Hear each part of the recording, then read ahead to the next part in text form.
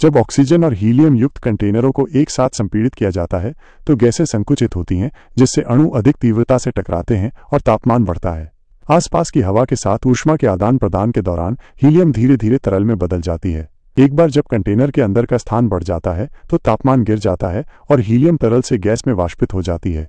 ये प्रक्रिया बड़ी मात्रा में गर्मी को अवशोषित करती है, जिससे आसपास का तापमान और भी कम हो जाता है। यही मूल रूप से एयर कंडीशनिंग का सिद्धांत है। तरल का वाष्पीकरण बड़ी मात्रा में गर्मी को अवशोषित करता है, जो प्रशीतन की कुंजी है। हीलियम को एक रेफ्रिजरेंट के रूप में चुना जाता है क्योंकि इसका क्वथनांक बहुत कम होता है और ये 30 डिग्री सेल्सियस से कम पर वाष्पित हो सकता है।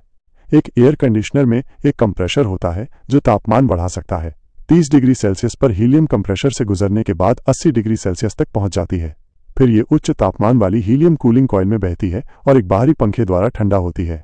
जब तापमान लगभग 50 डिग्री सेल्सियस तक गिर जाता है तो गैसीय हीलियम तरल में संघनित हो जाती है। हालांकि 50 डिग्री सेल्सियस पर तरल हीलियम पर्याप्त ठंडा नहीं होता है, इसलिए हमें तापमान को और कम करना होगा। जैसा कि पहले कंटेनर के उदाहरण में था, स्थान बढ़ाने से गैस का दबाव कम हो सकता है, जिससे तापमान कम हो सकता है। इसके लिए एक इनलेट वाल्व की आवश्यकता होती है, जो एक स्प्रे बोतल के समान होता है। तरल पहले एक छोटे से छेद से होकर गुजरता है, बाहर निकलता है और फिर एक बड़े स्थान में फैलता है।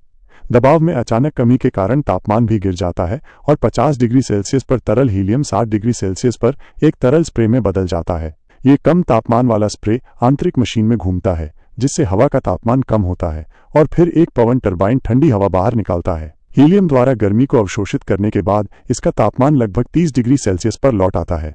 ये गैस पाइप के माध्यम से बाहरी मशीन में प्रवाहित होती है, कंप्रेसर में प्रवेश करती है और अगला चक्र शुरू करती है।